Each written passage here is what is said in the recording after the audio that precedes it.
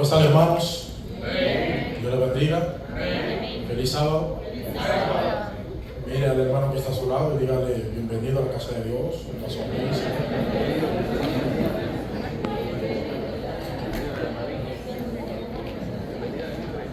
A Dios la gracia porque estamos aquí para exponer su palabra y vamos en este momento a inclinar nuestro rostro para tener una oración.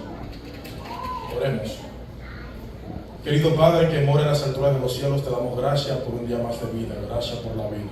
Toma control de cada vida aquí presente y que tu palabra, Dios, pueda llegar a lo más profundo de nuestro ser y nos puedan cambiar en el nombre de Jesús. Amén. Vamos todos, por favor, a abrir la Biblia, en lo que fue nuestra lectura bíblica en 1 Corintios, capítulo 12, verso 12 en adelante. Realmente el estudio comprende del capítulo 12 de 1 Corintios, del verso 12 al 27, pero por razones de tiempo vamos a leer solamente el 12 al 15. Así que el tema de hoy es la unidad en el cuerpo de Cristo. 1 Corintios capítulo 12, verso 12 dice: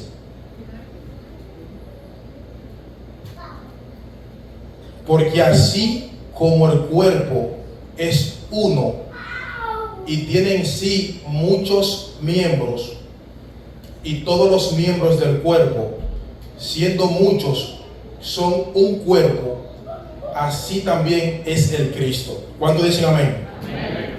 Verso 13: porque todos nosotros ciertamente somos bautizados en el Espíritu para un cuerpo,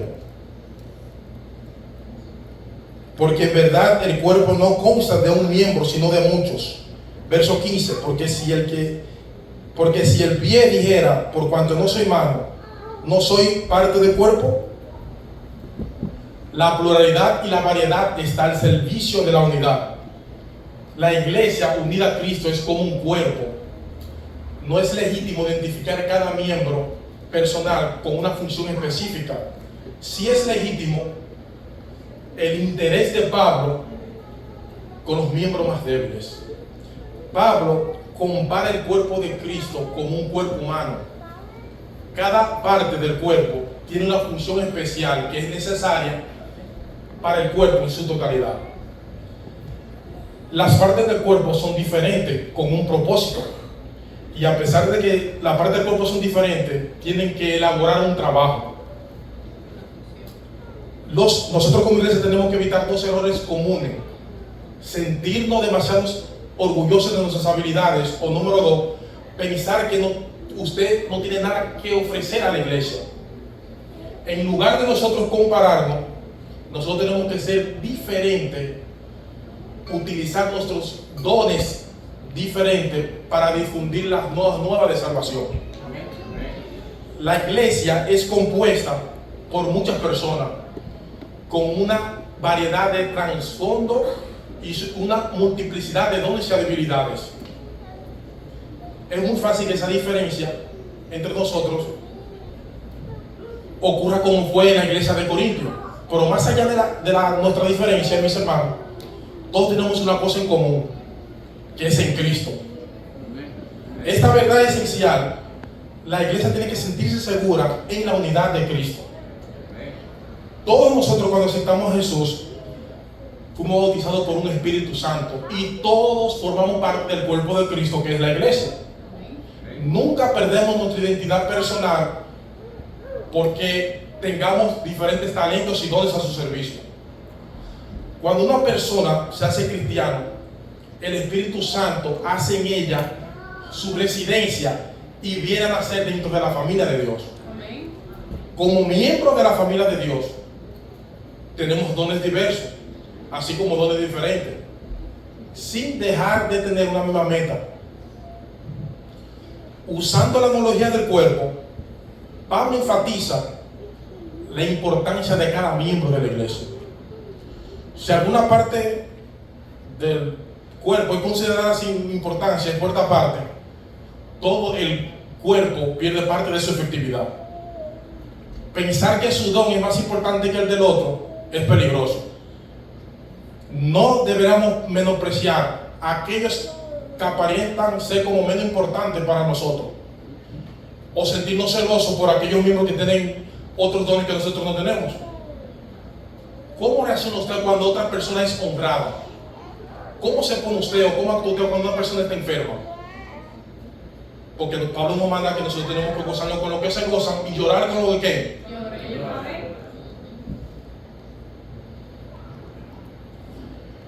Pero muchas veces, desafortunadamente, nosotros nos ponemos celosos con lo que se alegran. Es obvio que nosotros tengamos un aspecto de la diversidad. Es importante que nosotros entendamos la pluralidad y la variedad que hay entre la iglesia. Pero la iglesia unida al Mesías de Nazaret, la iglesia es el cuerpo de Cristo. ¿Cuándo dicen amén? Una unidad de fe, la cual Cristo murió por ella. La iglesia es la novia por la cual Cristo murió para santificarla y salvarla.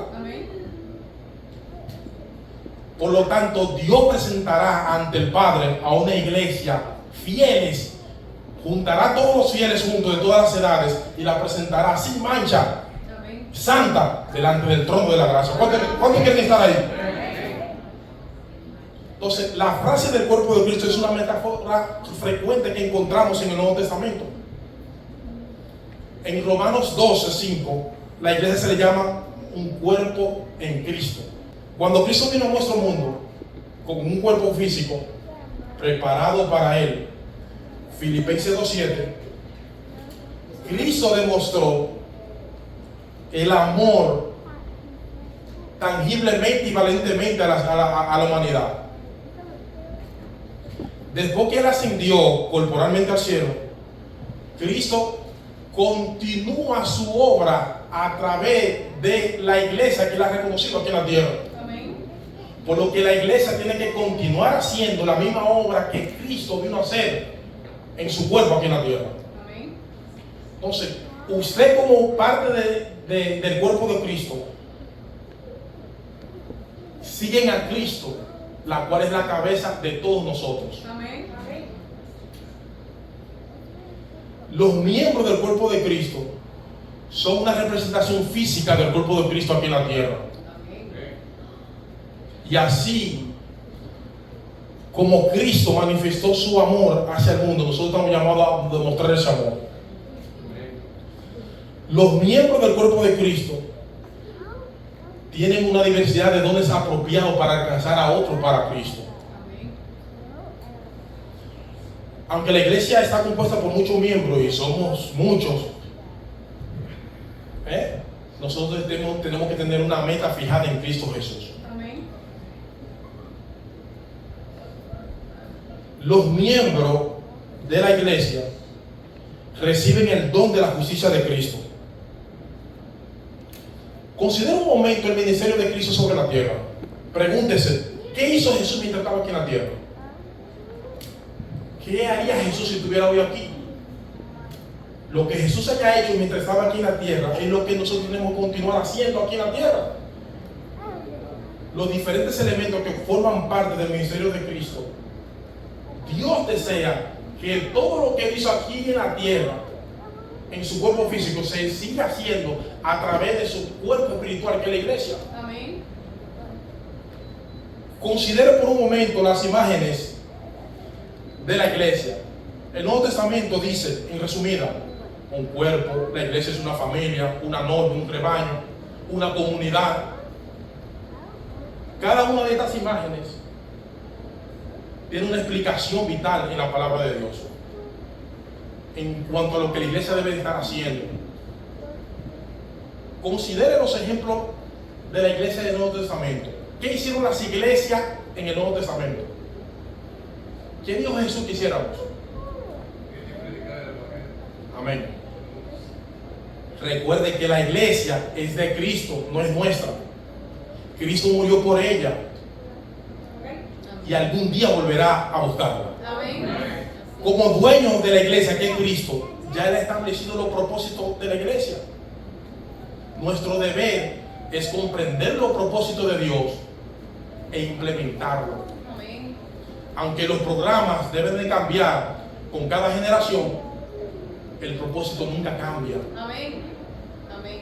En San Juan 17, Jesús presenta la última oración por sus discípulos. Con excepción de las dos primeras líneas de San Juan 17, todo lo que está en San Juan 17 son palabras de Jesús. Para que todos sean uno, como tú y yo, Padre, somos uno. Que ellos también sean uno. Para que el mundo crea que tú me enviaste. Amén. La unidad entre los creyentes es tan importante, mis hermanos, que la noche antes de su crucifixión, Cristo oró no solo por sus discípulos, sino por ti y por mí, amigo y hermano que está aquí presente en la iglesia de Betel. Amén. Para que seamos uno, así como el Padre y Jesús son uno. En esa oración, Jesús oró por todos nosotros. ¿Cuántos están alegres y contentos por eso?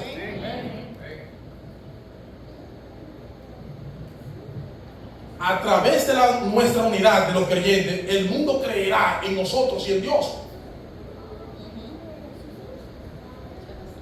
Ahora, ¿cómo se puede lograr esta unidad? La unidad que existe entre Cristo y sus discípulos no destruye la personalidad de uno y el otro hermano.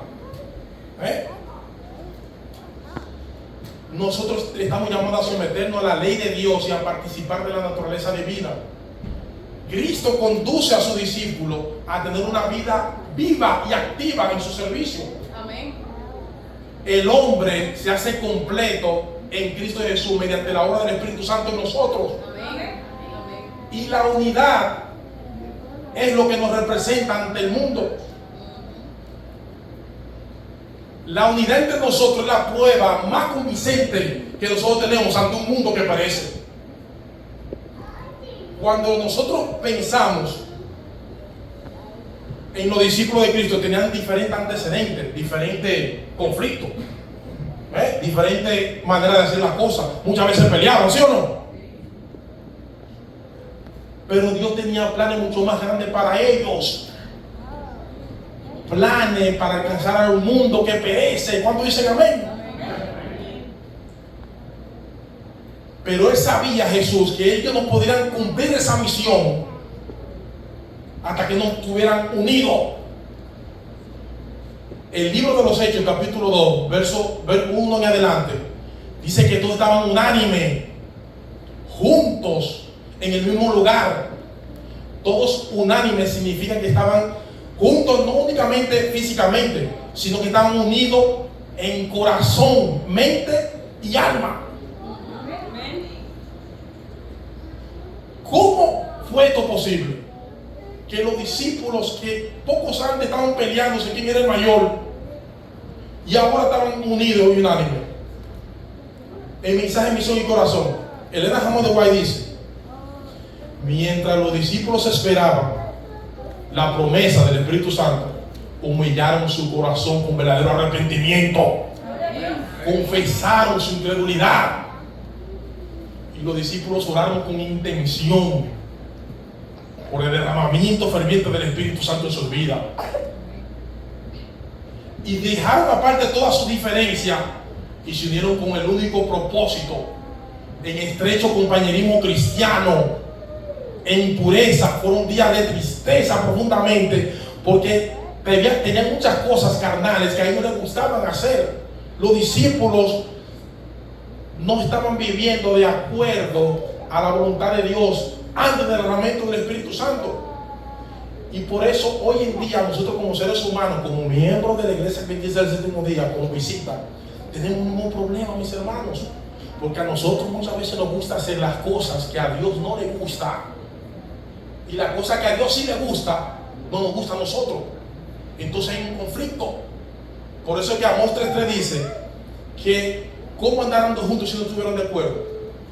Usted y yo, de manera individual y como miembros de la iglesia de Cristo, tenemos que llegar a un acuerdo con el Señor. ¿Cuántos están de acuerdo conmigo? Amén. Tiene que haber dicho acuerdo. Los discípulos sentían su necesidad espiritual, querían la unción del Espíritu Santo. Los discípulos querían que Dios lo hiciera idóneo para la obra que Él encomendó. Amén. Ya no eran una colección de unidad individual o de desigualdad. Ya no estaban sus esperanzas fundadas en la grandeza mundanal de quién quería ser el mayor. Solamente tenían un alma en Cristo, un pensamiento en Cristo Jesús, como tú y yo hoy en día estamos llamados a ser. Amén.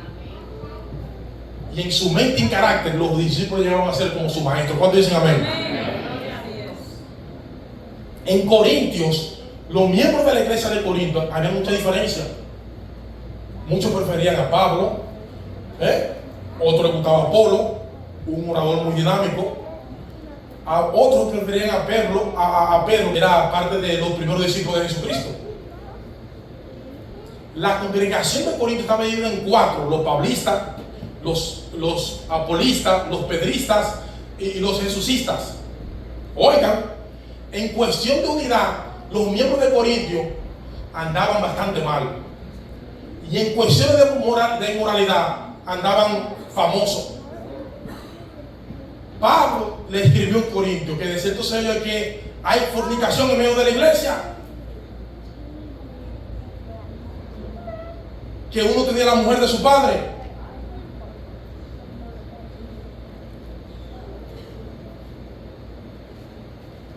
Ay, Corinto, dice Pablo. Corintios tenía problemas serios. Territorialmente hablando, desvergonzado. Teológicamente imprudente. Corinto estaba irreflexiblemente. ¿Qué hace uno para ayudar a una congregación así? Puede corregirlo, fue lo que hizo Pablo. Puede instruirlo, fue lo que hizo Pablo. Puede reaccionar con ellos, conversar con Pablo, también lo hace. Pero llega un momento en que es imposible seguir así. Y hay que comenzar a apelar a la mente, al corazón. Y Pablo también lo hace. El amor todo lo disculpa. ¿Cuándo dicen amén? Amén. El amor todo lo cree. Por eso es imposible, mis hermanos, es imposible de que nosotros podamos estudiar Corintios 12 sin Corintios 13. Los padres pueden entender un poco a Pablo. Los padres que tienen niños. En una ocasión, una niña gritó desde su cuarto: ¡ay! Y su hermano de 8 años le tiró la muñeca por la ventana. Y la niña estaba llorando en lágrimas. ¿Qué pasó? Llegan los padres corriendo por el grito. Él me tiró mi muñeca por la ventana. Y el niño dice: no, lo que pasa es que ella me pisó el control de mi Nintendo. Había problema. Él hizo esto, ella hizo aquello, él hizo esto, él hizo aquello. Sacude la cabeza, tú como padre te preguntas: ¿por qué mis hijos no fueron bendecidos con el carácter de Cristo? O el de la mamá, que es más pasible que yo. Pero tú como padre dices: se acabó. Junta a tus niños, habla con tus hijos acerca de la unidad familiar. ¿No es verdad que sí? Que eso es lo que usted hace. Habla con el más grande, habla con el más pequeño, le habla sobre el amor, le habla sobre la familia, le seca la lágrima y le acaricia la cabeza. ¿Sí o no?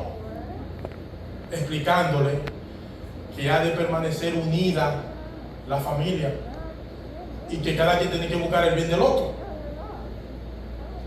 La aconseja que no peleen. Mira, los hermanos no pelean, por favor, no peleen. Y al final de todo, lo único que resuelve la cosa es el amor. Amén. Por eso es que 1 Corintios 2 y 13 deben estudiarse juntos. Los niños te escuchan, dicen que sí, que se van a portar bien, pero quizá ustedes les padres vuelven y pelean. Pero solamente usted sembró la semilla del amor. Pablo, a lo largo de los 12 capítulos de Corintios, lucha por unidad en la iglesia de Corintios. Durante 3 capítulos más adelante trata de resolver los conflictos, pero en el capítulo 13 se acabó y la solución es solamente una palabra: ágape. ¿Se está imaginando Pablo un amor ágape usted? El amor ágape perdona a los demás, porque Dios nos perdona a nosotros. El amor ágape, Dios nos amó a nosotros primero. El amor ágape responde con amor. El amor ágape perdona los errores. Ágape es significado de paciencia. Y cuando la enfermedad es grave, viene ágape. Dios nos ofreció bondad, Dios nos ofreció amor. El amor ágape todo lo sufre, todo lo cree, todo lo soporta. Esta es la clase de amor que Pablo aplicó en Corintios, y es la misma clase de amor que nosotros tenemos que aplicar hoy en día. ¿No cree que nosotros necesitamos la misma receta? ¿No hay grupitos luchando entre nosotros? ¿No coqueteamos con quien no deberíamos? ¿No es cierto que muchas veces nos quedamos callados cuando tenemos que hablar? Los que han de encontrar la libertad en Cristo tienen tentación allá afuera. Entonces, Cristo viene a buscar una comunidad de fe unida en Él. Amén. Mientras haya desunión entre nosotros, no vamos para ningún lado, hermanos. ¿Tú estás escuchando? Este tema está siendo grabado para subirse a las redes sociales, porque también uno predica por medio de este tema a otros, por medio de las diferentes plataformas de YouTube íntegra. Estamos con el nombre de Ministerio Toma la Cruz allí por YouTube íntegra, para que usted disfrute también de este tema después. Y allí hay muchos temas más de la misma iglesia. La gente quiere unirse a una iglesia que sirva para donde va. Amén. La gente está dispuesta a subirse en una iglesia que sepa para dónde va. Amén. Entonces todos estamos buscando algo. Amén. Entonces la gente está buscando dirección y propósito en su vida, porque el mundo no se lo ofrece. Amén. Entonces,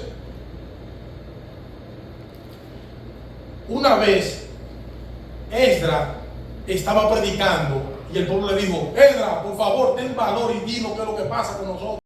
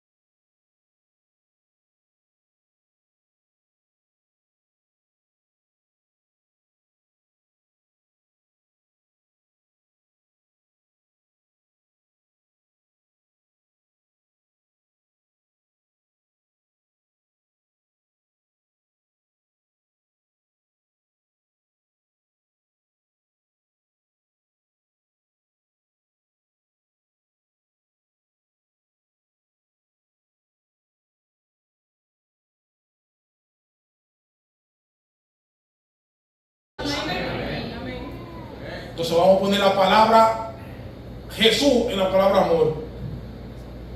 Jesús es paciente. ¿Cuántos dicen amén? Amén. Jesús es bondadoso. Amén. Jesús no tiene envidia. Amén. Jesús no es contencioso. Amén. Y si seguimos la lista, Jesús todo lo sufre, Jesús todo lo cree, Jesús lo espera, Jesús todo lo soporta. Amén. ¿Dónde están los jóvenes de aquí que no lo veo? Se cuenta la historia de un profesor, y entre los profesores tenía diferentes alumnos, pero había un alumno que los padres le compraron un reloj nuevo. ¿Un qué? Pero Pedro vio el reloj de Andrés y dijo: yo quiero robarme ese reloj, me gusta ese reloj. Y Pedro se lo robó el reloj a su compañero Andrés. Y Andrés: profesor, diga, alguien me robó el reloj. El profesor se paró: por favor, todos pónganse de pie. El reloj de Andrés se ha desaparecido de este curso y alguno de ustedes debe de tenerlo. Pónganse en fila que yo voy a revisar bolsillo por bolsillo y mochila por mochila. Y quien tiene el reloj tiene que devolver el reloj. Pero voy a pedir una sola condición: que todos cierren los ojos. Y todos cerraron los ojos. Y el profesor comenzó: ahora me puse a revisar. Este me lo tiene. Y fue al bolsillo de Pedro, que se lo robó, y lo encontró. Abran todos los ojos. Ha sido encontrado el reloj. Aquí está Andrés, su reloj. Se fueron. Todo el mundo se fue, ¿no? Pasó. Se quedó todo así. Oh, se quedó así. Pasó el tiempo, los años, y el profesor ya se convirtió en viejito. Y mientras va caminando en el vecindario, se encuentra con Pedro. Hola, profesor. Hola, ¿cómo está? Oh, ¿no se recuerda de mí, profesor? Bueno, hace mucho tiempo, no me recuerdo. ¿Y quién eres tú? Oh, yo soy Pedro, a quien usted le dio clase. Me fui fuera de la ciudad y me convertí en profesor como usted. Oh, como yo, qué bueno. Profesor como yo. Pero tú no se recuerdas de mí, profesor. No, mire, le voy a echar una historia. Una vez se desapareció un reloj en el aula. Pedro contándole al viejito, al profesor. Y usted dijo que todos se pongan de pie y cerraran los ojos. Y usted fue bolsillo por bolsillo, alumno por alumno, a ver quién tenía el reloj. Y usted encontró el reloj en mi bolsillo. Pero usted no me dijo nada, profesor. No me regañó, no me insultó. Y gracias a ese consejo que usted me dio, yo entendí la lección. Y gracias a eso que usted hizo por mí, yo no soy un ladrón y un delincuente hoy en día. Y me convertí en profesor como usted. Gloria a Dios. Amén. Y el profesor le dijo: Bendito los consejos. oh, yo recuerdo la historia. Recuerdo el día que se perdió el reloj, pero no me recordaba de ti. ¿Cómo que no, profesor? No. ¿Y por qué, profesor? Y el profesor le dijo: porque ese día yo también cerré los ojos. Usted y yo, hermano de la iglesia de Reino Visita, estamos para restaurar, Amén. no para juzgar ni condenar. Amén. Usted y yo estamos para hacer el trabajo que Pablo hizo en Corintio: Amén. mostrar amor y mostrar los tres caracteres de las tres funciones por las cuales Cristo murió en la cruz de Calvario por nosotros, que no escatima su propia ley, Así. no chanceó a su hijo, y que Dios nos ama con amor inmensurable. Amén. Que este tema pueda servirnos a nosotros a unirnos en Cristo. Amén. Que la discordia, las discusiones sean echadas a un lado y que nosotros derrumbemos los muros de la separación, los muros de la desunión, y todos vengamos a los pies de la cruz de Cristo y restauremos nuestra vida en Él, en unidad, para honra y gloria de su nombre. Amén. Amén. Que Dios te bendiga. Amén.